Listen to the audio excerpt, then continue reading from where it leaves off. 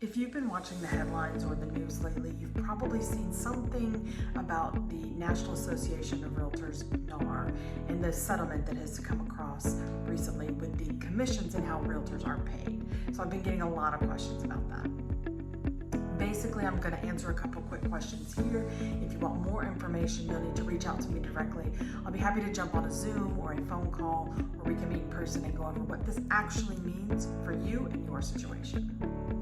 So realtor commissions have always been negotiable. The seller has typically paid the selling agent a commission that is then shared between the selling agent and the buyer's agent. This has always been negotiated between the seller and the listing agent. The new ruling just says that, again, it is negotiable, and it just clarifies that the seller and the listing agent must come to an agreement on what that commission should be for only the listing agent. As an EXP agent, we are no longer offering a buyer agent commission directly from EXP. That commission will need to come directly from the seller. So, what does that mean for you as a buyer? As a buyer, this means you are going to be responsible for negotiating your commission with your buyer's agent. Then that buyer agent must negotiate that commission with the seller. The seller has the opportunity to say yes, no, we'll pay a little bit, we won't pay any of it, however they want to word the deal. It will be your responsibility as the buyer to come up with the difference or all of that if need be, if the seller does not have the ability to cover that for you.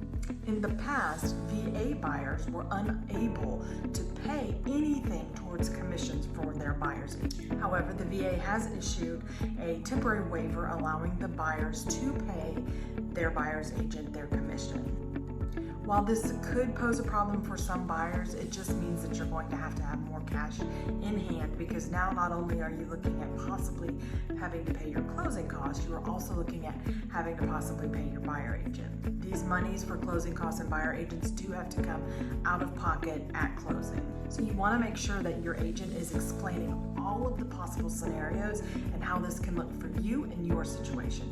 A big piece of this is going to be how much cash you have on hand to make sure that we get you what you need to be comfortable at closing.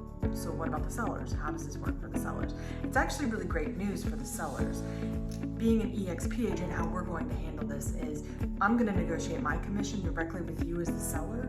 We're going to look at the buyer agent commission as those offers come in. Once we have all of our offers, we're able to give you a net sheet to provide with all of the numbers so that you can make an educated decision based on what each buyer is offering. To include, are they asking for closing costs? Are they asking for you to pay their buyer agent, etc., etc. We are no longer pre-negotiating a buyer agent's commission. Each buyer is going to evaluate the affordability of your home and then determine what they need to put in their offer in order to get your home and make it work for them. I know this is going to raise so many questions. Believe me, I have had so many questions.